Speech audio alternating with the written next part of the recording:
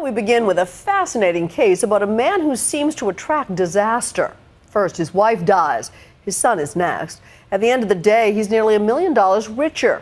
So is this someone who simply cannot escape tragedy, or is he the master of a ruthless insurance scheme? His second wife didn't believe it at first until she says she discovered he'd taken out a $1.2 million insurance policy on her life. ABC's Lindsay Davis has the chilling story.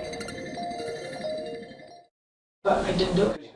You're seeing for the very first time the video interrogation of a father accused of a terrible crime. You know, and I know people are going to think what they want, and it's like there's no way.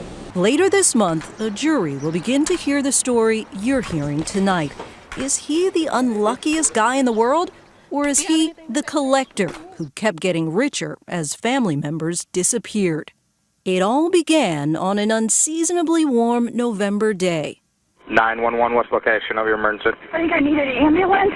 Cindy Carlson and her husband Carl arrived at their home in Romulus, New York to find Carl's 23-year-old son Levi trapped under their truck in this barn. Oh my God. I don't know how long he's been in there. We've been gone since noon. Levi had volunteered to work on the transmission, but somehow while he was underneath it, the truck slipped off the jacks that were holding it up. Okay, we're going to start CPR, okay? Yeah, Carl, they want to start CPR. Do you know CPR? His chest is crushed. Levi Carlson, Carl's only son, was dead. The officers at the scene didn't see anything out of the ordinary. They saw what appeared to be two grieving parents and what appeared to be an accident. Of course, there were questions. It turned out Carl had recently taken out a $700,000 life insurance policy on Levi, and Levi had signed a handwritten will leaving everything to his father. But at the time, authorities say they didn't know about the life insurance policy or the will. It was all ruled a tragic accident, a once-in-a-lifetime tragedy that had actually happened to Carl Carlson before. Back in 1991, Carl's first wife, Christina, Levi's mother, also died in a tragic accident, a house fire. Looks good, you guys. Carl and Christina were living here in Murphys, California, with their 3 young children, says her sister Colette. She was the consummate mom. You know, her goal in life was to be a mother. Levi, boy. Her son Levi was just 5 years old. Carlson told police that Christina was in the bathroom when some kerosene that had spilled suddenly erupted in flames. He managed to get the kids out, but Christina was trapped in the fire. When you get a call like that, you're just in shock. Her sister Colette tried to move forward from her grief, but there were 2 things that gave her pause. Carlson had taken out a $200,000 life insurance policy on his wife. That doesn't sound like a lot by today's standards, but in 1991, it was a lot of money. And the window to the bathroom had been boarded up with 17 nails. When I found out that it was boarded, I just was in shock. Carlson told investigators the pane had broken, so he temporarily covered the window to keep the cold out. And police quickly ruled it an accidental fire.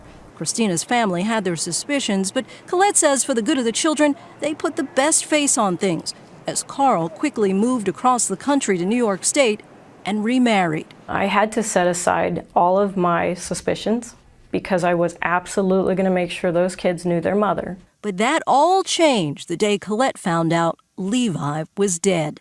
I knew Carl did it. I didn't know what he had to gain, but I knew he did it. But then in 2012, another member of the family contacted the New York police.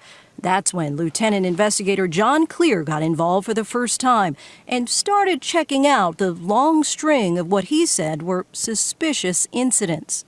It's extremely unlikely that someone would have that many tragic events a few weeks after they obtain exorbitantly high insurance policies.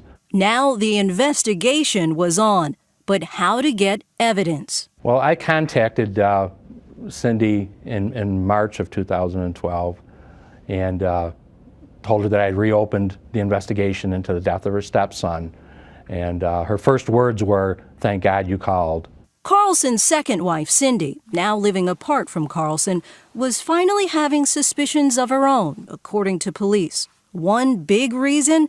Police say she'd found out Carl had recently taken out a $1.2 million life insurance policy on her, although Carlson later denied it. She agreed to wear a wire, pretending to Carl that she was considering getting back together with him. And now, in an ABC News exclusive, you're about to hear part of that conversation for the first time. Can you just tell me how things went that day so that I know in my head? Carlson grows suspicious of Cindy. Part of me feels like I'm walking into a booby trap. But he starts telling her more. When I went in there, I jacked it up. And what? Then it's wet. I asked you if you pushed the truck, and you said yes.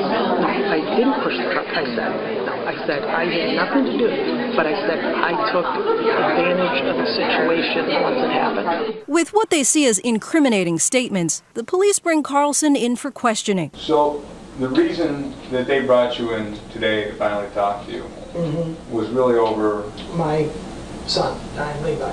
At first, he denies it. But to sit here and say that I killed my son, there's no way. But as the hours go by, 9.5 hours in all, he switches stories. First, saying he'd found his son's body earlier, but hadn't said anything. And I found him dead. You went out there and the truck was rolled over on him. Yeah. Along the way, he repeatedly complains of feeling sick and needing his pain medications. And I never used to be this way.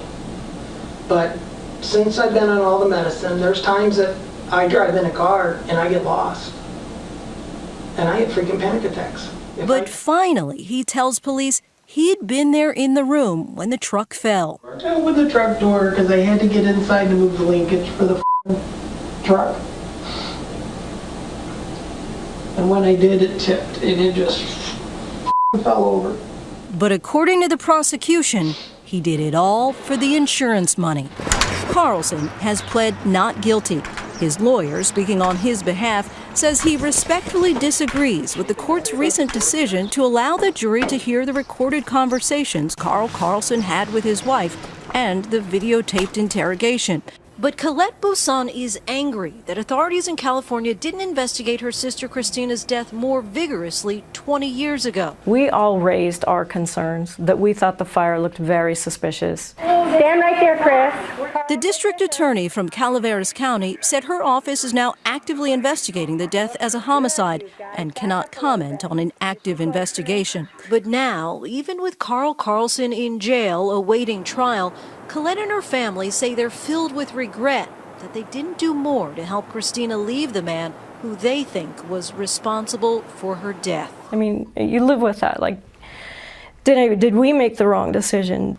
I'll have to live with that. For Nightline, I'm Lindsay Davis in New York.